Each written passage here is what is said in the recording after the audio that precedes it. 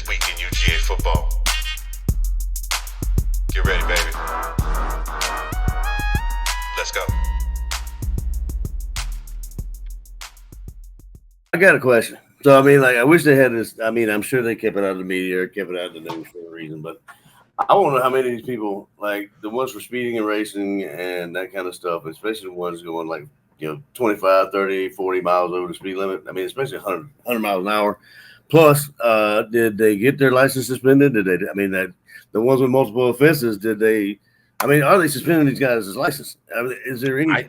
See that part I don't know, because I don't know what the driving laws are in this. If it's reckless, I've not been a resident of the state of Georgia for well over 25 years, so I don't know what driving laws are.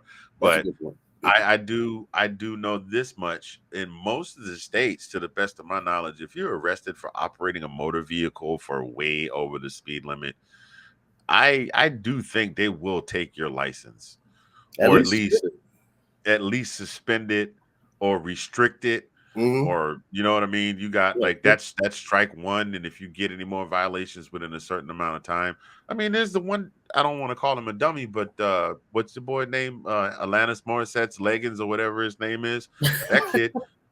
That kid, I mean, for those of you that are just joining and maybe missed the first part of the show, there literally is a kid on the team whose name is, give me just a second and I will find it again. His name is Delilah Morissette. I cannot make that up. DE' Nylon Morissette, spelled just like the singer. That one. But seriously, something's got to be done. Like, I know, you and I both know, without having any concrete evidence whatsoever, I went off to college. You spent a little time in college too, right? Yeah, you were a Pike. You joined the fraternity. I was in college. I didn't have the grades to go to the University of Georgia, so I went to the little step up. But we know that dumb stuff happened on college campuses, and athletes are teenage. When athletes arrive on campus, they are 18 years old, just like the rest of us were. Dumb things happen. Yeah. Kids do dumb things. For most of them, it is the first time they've ever been away from home and under the watchful eye of mom and dad.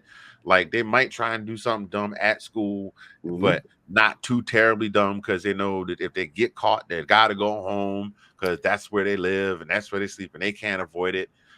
But you go away to college, kids get into some stuff, man.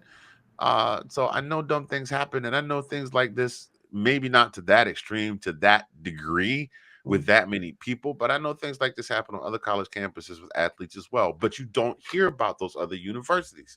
Right. So, number one, what is it about the program that makes all of these guys seem so? What makes them so just? I'm just going to go ahead and do this. Other than, and let's throw the whole. Let's throw the whole Gen Z. Let's throw that out the window for a minute. Although we do know that's kind of a factor. But what is it about UGA that these kids just feel like they can operate with impunity? Okay. And then number two, what can the coach do to help mitigate and steer that in a different direction?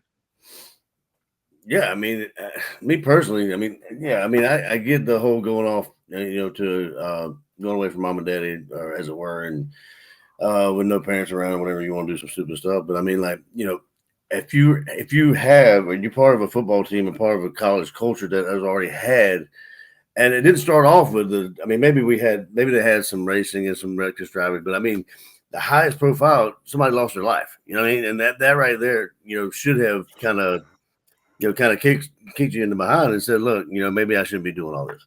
But I mean, they are young. And to me, though, I don't think their license will be suspended. I mean, I don't even think they're getting so much as a slap on the wrist. And it doesn't seem that way, because I mean, if they're going to go out there and do it again, and it'd be a part of a team, and they see these kids getting arrested, I mean, within weeks of each other, days sometimes, and they still have wanting to go out and do something like that. I mean, 40 miles over the speed limit, go 100 miles an hour.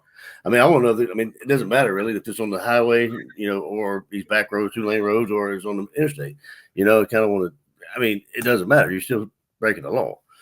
But right. I mean, and another thing, you're in a high profile and you're playing football for a high-profile college that just actually has a lot of exposure because they went back-to-back national championships. So they're going to be under the microscope, and you're going to be under the microscope too. So, I mean, Yes. you're not – I mean, it's going to happen, you know?